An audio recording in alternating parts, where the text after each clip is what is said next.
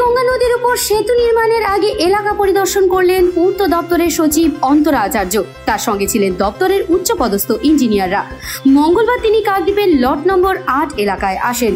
এই এলাকার কোথা থেকে সেতুর অ্যাপ্রোচ রোডটি তৈরি করা হবে তিনি ইঞ্জিনিয়ারদের কাছ থেকে জানতে চান। এরপরে ম্যাপ হাতে নিয়ে তিনি ওই এলাকাটি পরিদর্শন করেন।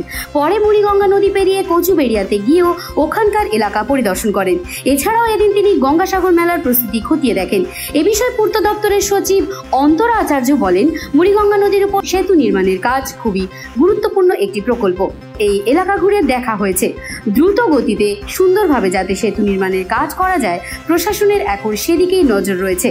এছাড়াও গঙ্গাসাগর মেলার আগে পূর্ত দপ্তরের সব কাজকর্ম খতিয়ে দেখা হচ্ছে। পুণ্যার্থীদের যাতে কোনো সমস্যা না হয় সেদিকে তাকিয়ে সব ব্যবস্থা করা হচ্ছে। আজকে আমরা এই এলাকায় পিডব্লিউডির সমস্ত কাজকর্মর পরিসংখ্যান পরিদর্শন করছি।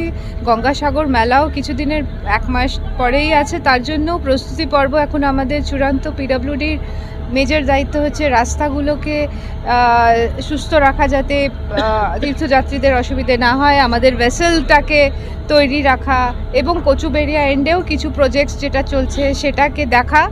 এছাড়া শুধু পুরো NH 117 যেটা আছে তার ব্যবস্থা দেখা। তো আজকে আমরা সেটাই পুরো আমাদের সাথে আমাদের ইঞ্জিনিয়ারিং চিফ ইঞ্জিনিয়ার্স এবং পুরো টিম অফ সিনিয়র অফিসার্সরা এসেছেন। তো আমরা এই আগামী 1 মাসটাকে যাতে খুব ভালো করে ব্যবহার করতে পারি ফর গঙ্গাসাগর মেলা, আদারওয়াইজও পিডব্লিউডির সব কাজকর্ম যাতে সুচারুরূপে চলে, তার জন্যই আজকে আমাদের আসা। আমাদের ওটা একটা খুব ইম্পর্টেন্ট প্রজেক্ট, যেটা মাননীয় মুখ্যমন্ত্রী মহোদয়া নিজে ওটা অ্যানাউন্স করেছেন। তো অবভিয়াসলি ওটাও আমাদের একটা স্কিমের মধ্যে একটা বিষয় রয়েছে, যেটা আমরা আজকে সেটা তো আমরা কাগজে তার অ্যালাইনমেন্টটা সবসময় দেখি, আজকে আমরা নিজেও দেখেছি, আগামী ওই পারেও দেখবো, যাতে সুচারুরূপে কাজটা আমরা খুব তাড়াতাড়ি সব লঞ্চ করতে পারি এবং কাজগুলো দ্রুত গতিতে শুরু করতে পারি।